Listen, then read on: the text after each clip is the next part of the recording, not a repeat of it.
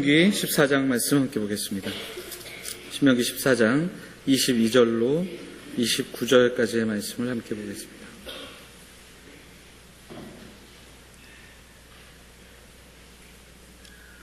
(22절로 29절까지의 말씀) 285면 22절로 29절까지의 말씀 교독하도록 하겠습니다. 너는 마땅히 매년 토지소산의 11조를 드릴 것이며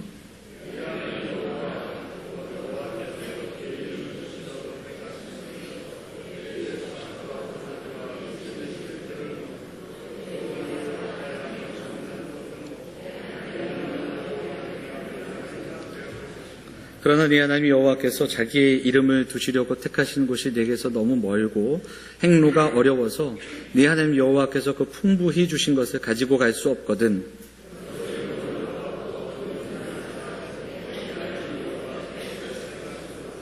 네 마음에 원하는 모든 것을 그 돈으로 사되 소나 양이나 포도주나 독주 등 네 마음에 원하는 모든 것을 구하고 거기 네 하나님 여호와 앞에서 너와 네 권속이 함께 먹고 즐거워할 것이며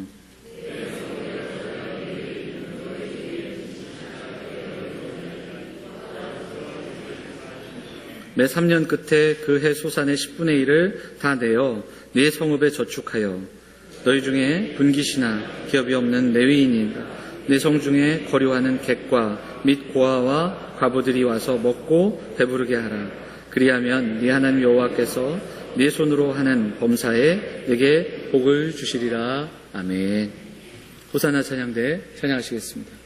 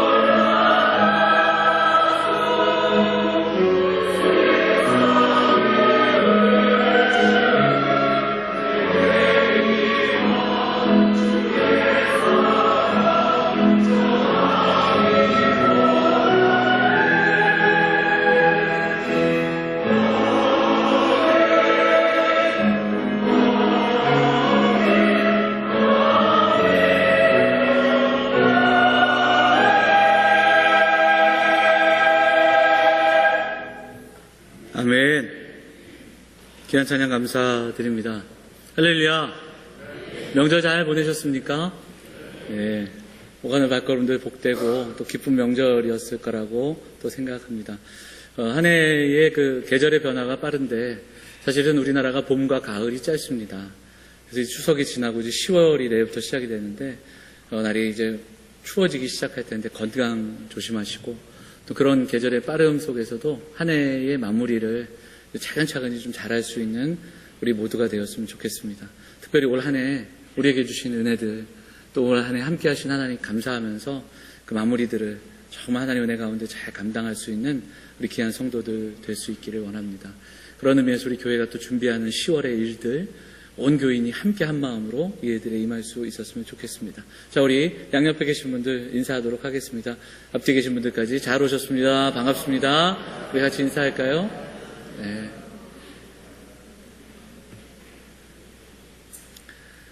본문의 말씀을 지해서 마땅히 드리는 신앙 고백, 하나님 말씀 전하도록 하겠습니다. 성경 본문을 따라가면서 말씀을 전하다 보니까 이 강해라는 게 좀 이렇게 어려울 때가 있는데, 그게 어려운 본문을 만날 때가 있습니다. 때로는 좀 피하고 싶은 본문이 있고요.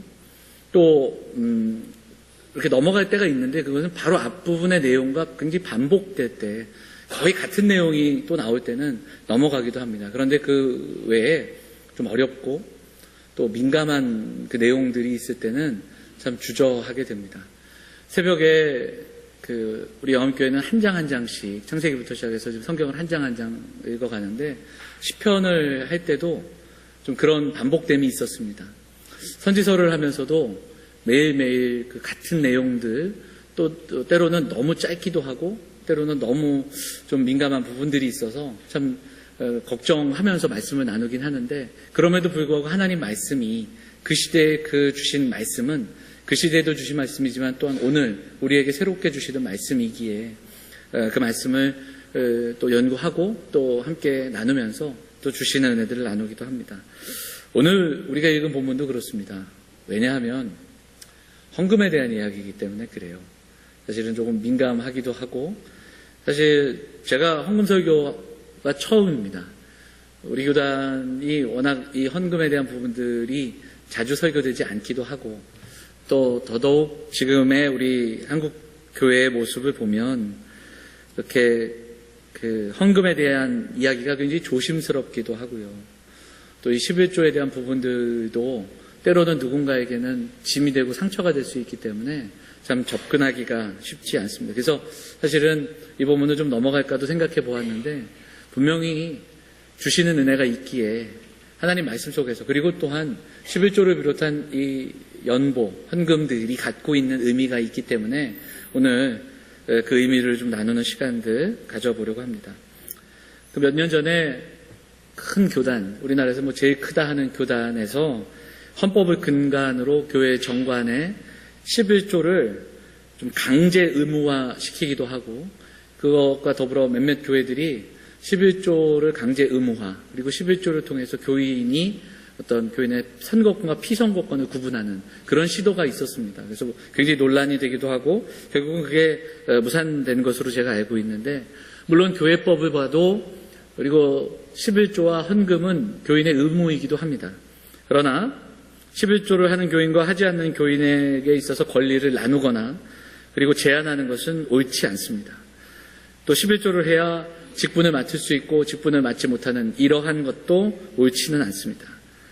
피선거과 선거권, 이렇게 법적인 근거로 접근하는 것도 다르지 않습니다. 이것뿐만이 아닙니다.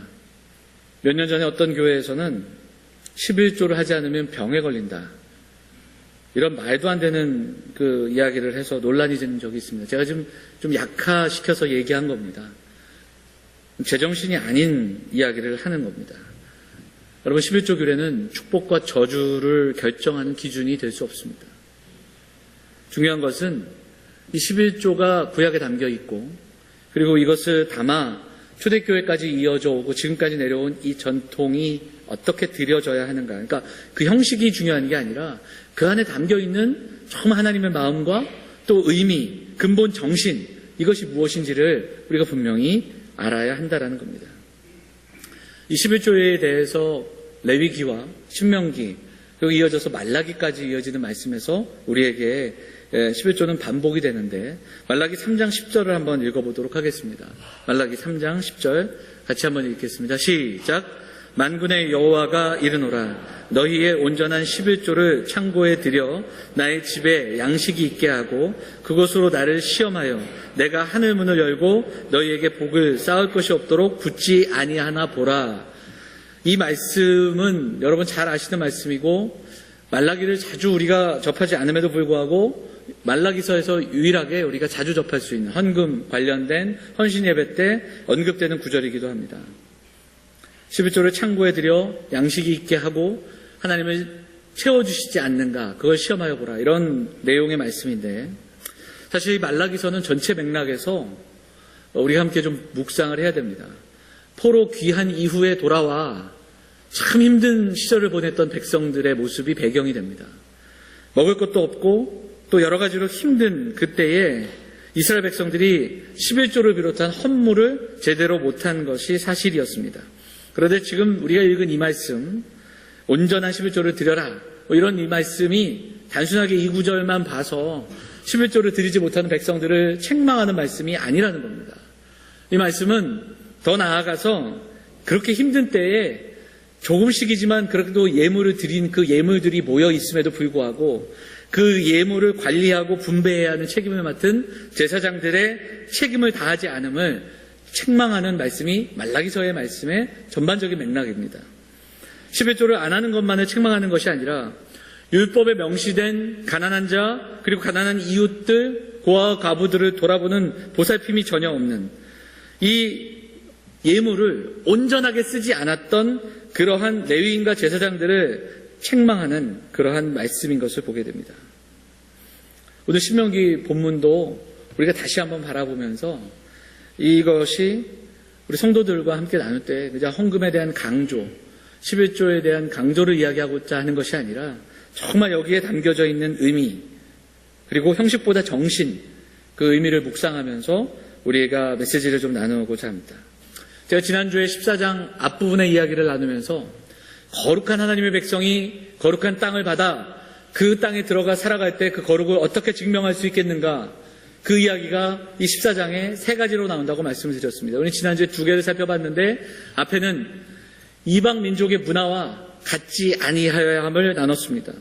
먼저 그 이방 민족들이 나누는 이방 문화의 구별됨이 거룩이었습니다. 또한 먹는 문화, 식생활의 거룩함을 이야기했습니다. 이 이야기를 나누면서 우리의 거룩함이 종교생활, 예배생활, 그리고 함께 모여드리는 교회생활, 여기에서 머무는 것이 아니라 일상에서 살아가는 삶의 순간순간 일상에서의 거룩함이 우리가 그것을 통하여서 우리 하나님 백성을 삶을 증명해내야 된다라고 말씀을 드렸습니다. 그리고 오늘 이어지는 말씀이 오늘 본문의 말씀입니다. 세 번째, 바로 11조와 관련된 이야기입니다. 여러분, 구약시대의 11조는 오늘 그 말씀이 시작되는 것처럼 토지소산의 11조를 드렸습니다. 곡물, 그리고 또 그들의 가축과 한 해의 소산들을 11조로 드렸습니다. 그러면 한번 생각을 해보세요. 여러분, 우리가 지금 살아가는 삶에서 우리는 화폐가 있는 그때를 살아가기 때문에 매월마다 그리고 1년의 수입들이 산술적으로 계산이 되고 그 안에서 10분의 1이 결정될 수 있는데 가축을 그리고 토지의 수확을 그리고 지금처럼 어떤 무게와 어떤 측량의 이런 기술들이 발달하지 않았던 때에 어떻게 10분의 1을 정확히 드릴 수 있었을까? 저는 그런 생각이 듭니다.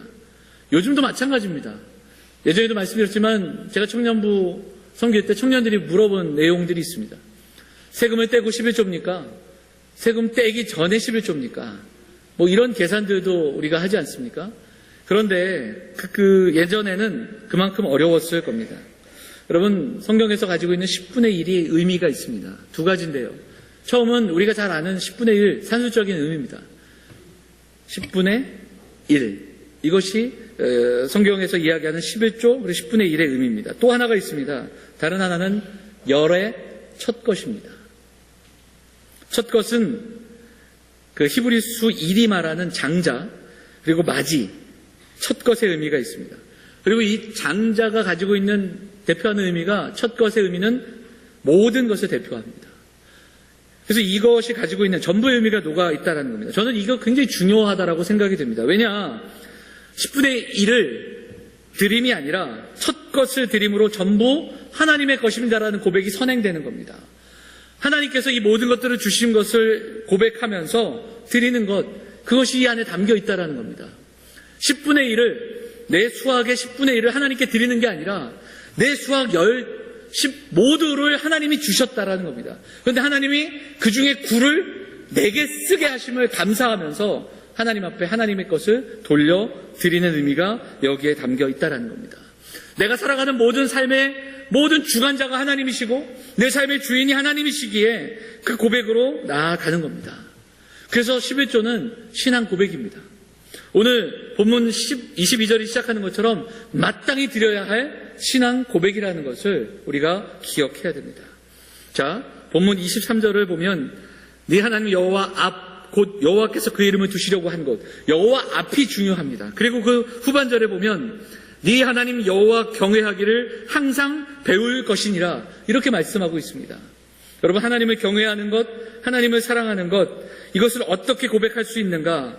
바로 11조를 통해 하나님을 경외하고 하나님의 경외함을 배우며 또 가르친다라는 것을 말씀하고 있습니다.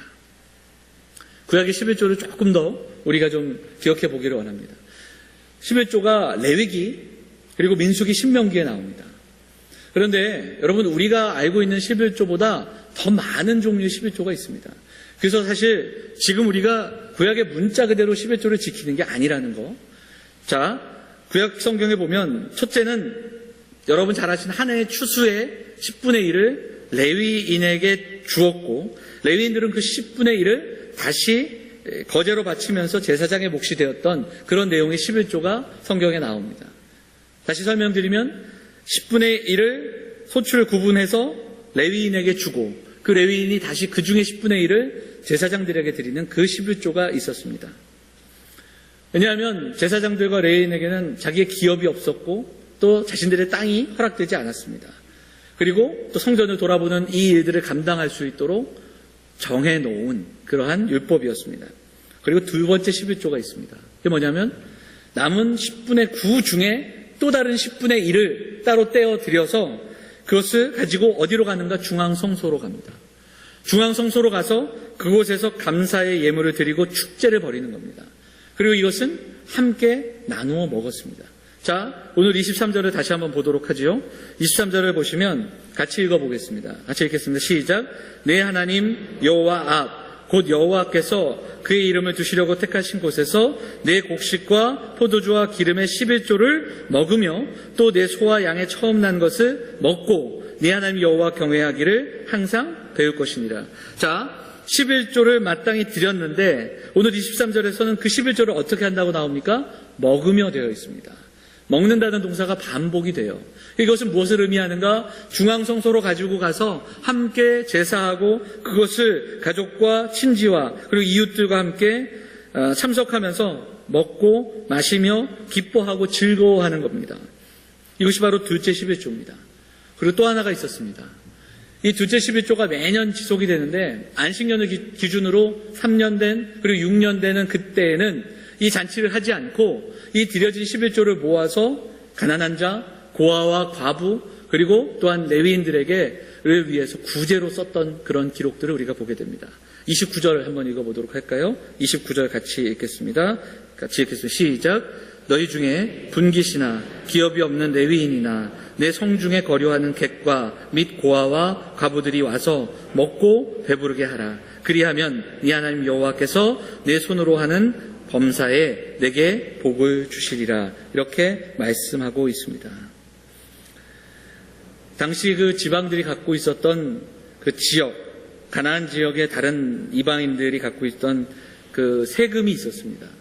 그것과 달리 권력층과 지배층이 나뉘어지는 피라미드의 구조의 세금이 아니라 감사함으로 드리고 그것을 함께 나누고 또 3년마다 그것을 모아서 가난한 자들을 돌아보고 또 섬기는 그러한 모습들이 이 11조 안에 담겨져 있습니다. 그래서 이 신명기에 담겨져 있는 이 11조의 개념 가운데는 섬기고 나누고 함께하는 의미가 많이 담겨져 있다는 것을 우리가 바라보게 됩니다. 저는 모태신앙으로 어릴 때부터 부모님이 11조 하는 것을 보고 배우며 자랐습니다. 명절 때마다 그리고 또 명절을 비롯한 좀 여러 날에 친지들이나 이웃들 또 어른들을 통해서 받게 되는 제 나름대로의 수입이 있었음에도 불구하고 그것을 항상 어머님이 수납하셔서, 그리고 그 중에서 또 11조를 따로 떼어 저를 통해서 11조를 하게 하셨던 그런 기억들이 있습니다. 그래서 자라면서 이 11조가 당연한 것으로 알고 배우고 자랐습니다. 하지만 사회생활을 시작하고 또 청년 시절을 보내면서 늦게 신앙생활 하신 분들, 그리고 막 신앙생활을 하는 분들에게 이 10분의 1을 떼어 그리고 드린다라는 것이 결코 쉽지 않은 일이라는 것을 분명히 알게 됐습니다. 더구나 아이들을 키우고 정말 빡빡한 살림을 하는 가정들의 이야기, 또 자영업 하시는 분들, 사업하시는 분들의 어려운 이야기, 그리고 특별히 IMF가 있었고 지금도 어떤 불경기를 겪을 때마다 참 힘든 그 삶의 이야기들을 우리가 나눌 때에 그것이 얼마나 힘든가도 우리 분명히 알고 있습니다. 또 특별히 그런 가운데서 또 그런 가운데서도 이렇게 마음을 다해 11조 하시는 그 가정들의 모습들과 이야기를 보면 감동이 되고 도전이 되기도 합니다. 저는 오늘 구약에 나오는 이 몇 가지 종류의 11조, 그리고 이 11조를 통해서 더 나아가서 나눔과 헌신의 이야기를 좀 나누고 있는데, 저는 우리 성도들이 이 구약에서 이야기하는 11조가 신약으로 나아가 연보가 되고, 또 이것을 통해서 어떻게 교회가 이 일들을 전통으로 삼아 또 나누고 또 섬기고 있는가, 이 문제를 우리의 삶에 좀 적용하면서 몇 가지로 한번 기억하고 적용하면서 기도했으면 좋겠습니다. 자, 우리가 좀 기억하기 원합니다. 첫째, 11조를 이야기하기 전에 우리 사랑하는 성도들이 나는 신앙 고백을 가지고 살아가고 있는가? 나는 참된 신앙 고백을 갖고 있는가? 그리고 그 고백을 실천하며 적용하며 살아가고 있는가를 돌아보는 이 귀한 시간이 되기를 원합니다. 어떤 분들이 11조를 교회에 바치는 회비다, 세금이다 이렇게도 말씀하시는데 11조와 헌금에는 강제성이 없습니다. 여기에는 내 삶의 주인이신 하나님에 대한 고백이 담겨 있는 겁니다. 모든 것을 허락해 주시고 보호해 주심에 대한 감사가 담겨 있는 겁니다. 우리가 그것을 고백하지만 이 고백이 마음과 생각에만 머무르지 않아야 합니다. 삶의 실천이 되어야 합니다. 이것은 단지 물질만의 이야기가 아닙니다. 물질도, 건강도, 그리고 우리에게 주신 달란트도, 시간도 하나님이 주신 겁니다. 우리가 이 모든 것들 하나님이 주셨음에 대한 바른 고백, 바른 신앙 고백이 있어야 합니다. 하나님을 경외하며 살아가는데, 하나님을 사랑하는데 그 하나님을 사랑하는 그 삶이 우리의 삶 통해서 어떻게 드러나고 또 어떻게 우리가 증거되겠습니까? 어떻게 우리는 거룩한 삶을 살아가고 있습니까? 어떻게 구별된 삶을 우리는 살아가고 있습니까? 우리의 구별됨은 일상의 삶에서, 그리고 또 우리가 함께 약속한 그 우리의 모임 속에서, 우리의 삶의 모습 속에서 드러나야 합니다. 한 주의 삶 가운데 우리는 주일을 거룩하게 구별하여 이날 약속된 장소에, 약속된 시간에서 함께 모여서 오늘 온전히 하나님을 예배하고 분주하게 달려온 삶을 멈추고 하나님이 나의 주인이심을 고백하며 예배합니다. 이것이 바로 구별된 삶입니다. 우리가 살아가는 삶의 모양들이 있습니다. 그 가운데 우리에게 삶에 주신 것, 이 모든 것 하나님의 것입니다. 아까도 말씀드렸지만 내 소득의 10분의 1을 하나님께 드리는 것이 아니라 하나님 것인데 우리가 그 중에 10분의 9를 쓸 수 있게 하시는 그 은혜에 감사하는 마음으로 고백하며 살아가는 것입니다. 내 하나님 여호와 경외하기를 항상 배울 것이니라. 그 실천적 고백이 훈련되어지고 고백되어지고 또 가르치게 되는 그러한 일상의 삶이 있어야 합니다. 마땅히 드려야 하는 신앙 고백입니다. 때로 온전히 11조를 하지 못하여 힘들어하는 가정들의 이야기를 듣게 되기도 하고 경제적인 어려움들을 또 듣게 됩니다. 여러분, 얼마를 드리는가가 중요한 것이 아닙니다. 어떻게 드리는가, 이것보다도 정말 우리가 하나님의 은혜를 깨닫고 그 은혜 안에 살아가고 그 은혜에 대한 감사의 고백으로 살아가고 있는가, 이것이 먼저 점검되어질 수 있었으면 좋겠습니다. 구약의 군동지방에는 이 11조와 유사했던 세금이 나라마다 있었습니다. 그러니까 이 11조는 비슷한 형태의 세금으로 그 팔레스타인 지방에 있었던 가나안 땅에 있었던 많은 고대 근동 지방의 나라들이 시행하고 있던 겁니다. 그런데 성경에서 출발하는 11조의 개념은 조금은 다릅니다. 여러분, 이 11조가 창세기에 어디에 나옵니까? 아브라함 이야기에서 나옵니다. 아브라함이 조카 롯을 구하기 위해 소돔과 고모라와 이렇게 전투를 벌이는 장면이 있습니다. 그 전투에서 아브라함이 승리하고 돌아옵니다. 그 돌아올 때 누군가를 만나는데요. 그 누군가를 만나죠? 멜기세덱을 만납니다. 소돔 왕과 멜기세덱. 그리고 그 자리에서 11조를 바칩니다. 그런데 이 멜기세덱은 레위 지파가 아니고 사실 어디서 어떻게 나타났는지 알 수 없는 사람입니다. 히브리서는 이 멜기세덱에 대한 이야기를 우리에게 들려줍니다. 왜냐하면 예수님이 제사장 되시고 제물 되신 이야기를 우리에게 증거할 때 예수님도 유다 지파였고 레위 지파가 아니었음에도 불구하고 예수님이 제사장의 직분을 어떻게 감당하셨는가를 증거할 때 히브리서 기자는 바로 이 멜기세덱을 이야기합니다. 자, 히브리서 7장 3절을 한번 보도록 하겠습니다. 같이 읽어보겠습니다. 히브리서 7장 3절입니다. 같이 한번 읽어볼까요? 같이 읽겠습니다. 시작. 아버지도 없고 어머니도 없고 족보도 없고 시작한 날도 없고 생명의 끝도 없이 하나님의 아들과 닮아서 항상 제사장으로 있느니라. 무슨 말인가? 히브리서에서 멜기세덱은 그리스도의 그림자입니다. 예수 그리스도의 어떤 상징이 담겨져 있습니다. 그러면 여러분 11조 이야기에 그리스도가 나타나는 겁니다. 아브라함이 11조를 드린 대상이 그리스도가 되는 겁니다. 여러분 좀 이렇게 생각해 봤으면 좋겠습니다. 예수님께서 이 땅에 우리를 위해 오셨습니다. 하나님이 우리를 위해 이 땅에 예수 그리스도를 보내주셨습니다. 오늘 말씀 시작하면서 11조의 10분의 1의 의미 첫 것이라고 제가 말씀을 드렸어요. 맞습니다.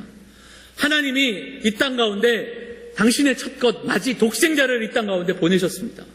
당신의 전부를 우리에게 주셨습니다.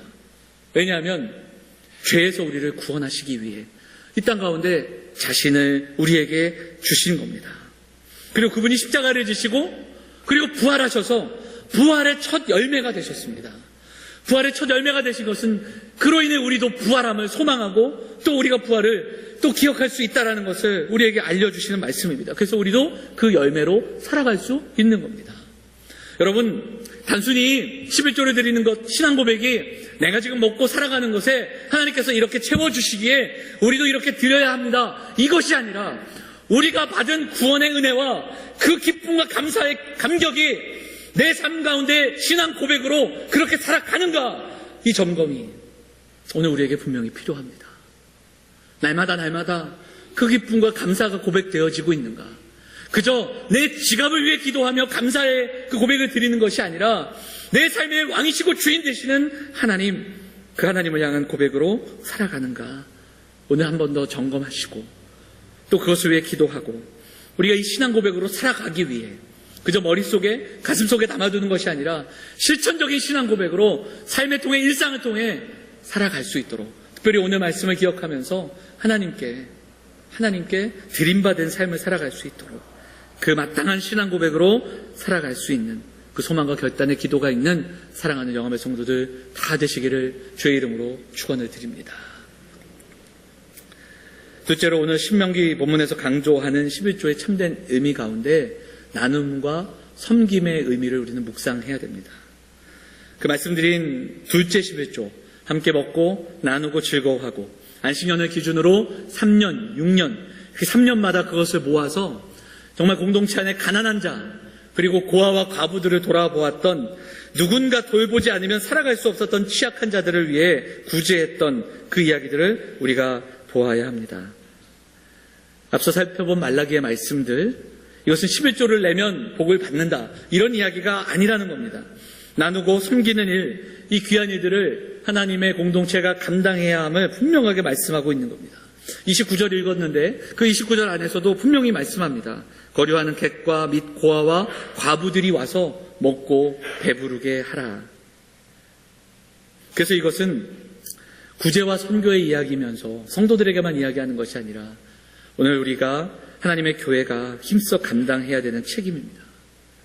구제와 선교가 우리를 드러내는 일이 아니라 조건과 전제 없이 좀 불쌍히 여김으로 우리 교회에 속한 가정들 구제하고 또 이웃들을 돌보는 그런 일에 우리가 헌신하고 또 섬겨야 하는 겁니다. 어떻게 보면 교회처럼 비효율적인 곳은 없습니다. 성경을 보고 읽고 또 읽어봐도 그 비효율적인 교회가 많습니다. 효율을 따지기 시작한다면 바로 구제와 선교가 뒷전으로 밀릴 수밖에 없는 것. 그럼에도 불구하고 우리는 이것을 가장 귀하게 여기고 이것을 이 땅 가운데 실천하는 그러한 공동체가 되어야 합니다. 우리가 전적인 하나님의 은혜로 하나님의 자녀가 된 것을 기억하면서 은혜에 대한 감사의 삶으로 살아가는 그런 믿음의 공동체가 될 수 있도록 여러분들 기도해 주시기를 바랍니다. 특별히 우리 당회원들 그리고 직분자들이 이 일을 위해 깨어서 돌아보고 섬기고 정말 하나님의 교회가 또 우리 성도들 지금까지도 애쓰고 수고하셨지만 이후로도 더 이 귀한 일들을 위해서 구제와 선교의 일들을 잘 감당하며 그렇게 그 일들을 또 이루어가는 그런 선한 사업을 이루어가는 우리 영암교회 될 수 있기를 간절히 소망합니다. 자, 말씀을 정리하면서 마지막으로 한 가지 더 나누기 원하는 것은 우리가 이렇게 드림의 삶을 살아가는 것, 헌신의 삶은 무엇보다도 기꺼이 자원하는 마음으로 해야 한다는 사실입니다. 그 서구 사회에는 이 11조 개념이 없는 나라들이 많습니다. 특별히 유럽이 그렇습니다. 영국과 독일은 국가의 세금 속에서 그 교회의 성공회와 독일 교회의 루터교회 목회자들에 대한 그 사례가 국가에서 나가는 것으로 알고 있습니다. 그래서 그렇게 교회를 또 섬기고 운영할 수 있습니다. 그런데 총교도의 후예인 그 미국의 교회들은 국가와는 별도로 교회가 스스로 또 설 수 있는 길을 택했고 그 길을 유지해 왔습니다. 아무래도 미국 선교사들이 이 땅 가운데 많이 들어왔던 터라 우리나라도 이 11조가 전통으로 오래전부터 자리 잡았습니다. 어떤 분들은 11조는 구약에만 나오고 신약에는 없다. 실제로 그렇습니다. 바울 서신에는 이 11조라는 이야기가 나오지 않아요. 그래서 이것을 이야기하면서 11조는 구약의 율법이다라고 이렇게 이야기하시는 분들도 있습니다. 일리가 있습니다. 그러면 11조를 안 해도 되는가? 그렇지 않습니다. 여러분 그렇게 이야기하고 접근한다면 구약에 나오는 11조는 아까도 말씀드렸듯이 여러 종류가 있습니다. 우리가 그것을 문자 그대로 지키지 않습니다. 또 신약에 보면 초대교회에는 11조가 필요가 없었습니다. 사도행전을 보시고 그 외에 바울 서신들을 보시면 초대교회 성도들은 10분의 1이 아니라 그 이상의 것들을 드렸던 이야기들이 더 많이 나옵니다. 10분의 5, 또 전부를 들여서 공동체를 섬기고 또 교회를 섬기고 또 공동체 안에 가난한 자가 없게 하고 굶는 자가 없게 했던 이야기. 그리고 사도 바울이 전도 여행할 때마다 멀리서 그 소식을 듣고 돕는 교회들의 이야기. 교회가 가난하고 어려운 소식들, 또한 공핍함을 경험하는 그 교회들의 소식을 들으면 다른 교회들이 또 자신들의 그 연보를 걷어서 또한 그 교회를 돕는 그런 이야기들이 더 훨씬 많이 나오기 때문에 그렇습니다. 사랑하는 여러분, 산술적인 11조, 기계적인 11조가 아니라 우리가 오늘 기억해야 되는 것은 마음을 다해 정성을 다해 드리는 우리의 고백이 중요하다라는 사실을 우리 성도들이 분명히 기억해야 됩니다. 입술의 고백을 넘어 그 고백을 담아 살아내는 그런 삶이 우리에게 분명히 필요합니다. 사도 바울은 고린도후서 9장 7절에서 이렇게 이야기합니다. 우리 같이 9장 7절 한번 읽어보도록 하겠습니다. 같이 읽겠습니다. 시작. 각각 그 마음에 정한 대로 할 것이요 인색함으로나 억지로 하지 말지니 하나님은 즐겨내는 자를 사랑하시느니라. 신명기와 말라기에서도 마음의 중요성을 가르칩니다. 역대기에 보면 기쁨으로 드리는 마음을 다한 예물을 가르치고 있습니다. 체면과 두려움, 강제적인 규정이 될 수 없습니다. 여러분 10분의 1, 이 산술적인 의미를 부여해서 참 힘들고 어려운데 어떻게 10분의 1을 드려야 될까? 세금 전에 11조냐? 세금 후에 11조냐? 이 산술적인 개념이 중요한 게 아닙니다. 너무 지치고 힘들어 삶이 어려운데 10분의 1을 드리지 못하는 성도, 그들이 10분의 1을 드리지 못했다고 해서 하나님이 책망하시지 않습니다. 체면과 두려움과 강제적인 규정이 아니라 자원함으로 마땅히 드려야 하는 삶의 고백이 우리에게 분명히 있어야 한다는 사실입니다. 저는 우리 영암의 성도들이 이 마음의 고백, 이 믿음의 고백을 드리며 마땅히 드려야 할 감사의 고백으로 살아가는 그런 성도들이 되시기를 간절히 소망합니다. 마땅히 드리는. 그래서 더 온전히 드리지 못함이 부끄럽고 불편하고 또 죄송한 마음이 있어야 됩니다. 하나님 앞에 부끄럽지 않게. 우리 자녀들이 부모들을 섬길 때 참 열심히 또 최선을 다합니다. 그런데 자녀들의 마음에는 그럼에도 불구하고 죄송한 마음이 있는 겁니다. 더 섬기지 못해 죄송해야 되고 더 잘해드리지 못해 죄송함이 있어야 됩니다. 반대로 내가 정말 할 만큼 나는 최선을 다한다 그렇게 만족하며 섬기는 그런 자녀들은 없습니다. 더 자주 연락하지 못하고 더 섬기지 못해 죄송함이 우리에게 있듯이 하나님을 섬기는 우리의 마음이 그저 산술적인 그러한 그 계산들로 인한 그런 것이 아니라 정말 우리의 마음을 다해 최선을 다할 때 그리고 더 드리지 못함을 더 섬기지 못함을 죄송하게 여기고 불편한 마음을 가질 수 있는 그렇게 신앙생활하는 저와 여러분들 될 수 있었으면 좋겠습니다. 마땅히 드린 받은 은혜와 사랑 앞에 드려야 되는 고백이 우리에게 있어야 합니다. 계속해서 9장 8절을 한번 읽어보도록 하겠습니다. 고린도후서 9장 8절 같이 읽어볼까요? 같이 읽겠습니다. 시작. 능히 모든 은혜를 너희에게 넘치게 하시나니 이는 너희로 모든 일에 항상 모든 것이 넉넉하여 모든 착한 일을 넘치게 하려 하심이라. 아멘. 그렇게 마음을 다해 정성을 다해 드리는 그 삶을 우리 하나님 사용하시지 않겠습니까? 사랑하는 여러분, 우리의 지갑을 위해 기도하지 말고 더 큰 사명을 기대하며 더 큰 일을 사모하며 기대하시는 사랑하는 성도들 되시기를 간절히 원합니다. 11조 헌금을 드려서 나의 성도됨, 나의 직분이 증명되는 것이 아니라 믿음을 가지고 하나님께 나아가고 더 헌신하고 우리의 시간과 우리의 열정과 우리의 달란트와 우리의 건강, 이 모든 것들이 하나님 주심을 기억하며 그 하나님 앞에 감사의 고백으로 나아가는 사랑하는 성도들 될 수 있기를 간절히 원합니다. 삶의 예배로 나아가는 성도 여러분, 마땅히 드려야 하는 신앙 고백이 필요합니다. 그 고백으로 삶을 결단하고 그런 우리의 삶을 크게 쓰시고 더 복되게 하실 그 하나님을 기대하며 그 소망을 가지고 기도하고 오늘도 그 헌신의 사람으로 드림받은 인생으로 그렇게 살아가시는 우리 사랑하는 영암의 성도들 다 되시기를 주의 이름으로 축원을 드립니다. 우리 같이 기도하겠습니다. 사랑과 은혜가 풍성하신 하나님 아버지, 오늘도 예배하며 주의 은혜 앞으로 나아갑니다. 오늘도 주 앞에 나와 예배하며 기도하는 사랑하는 성도들의 기도를 들어 응답하여 주시고 우리 성도들에게 새 힘을 부어 주시옵소서.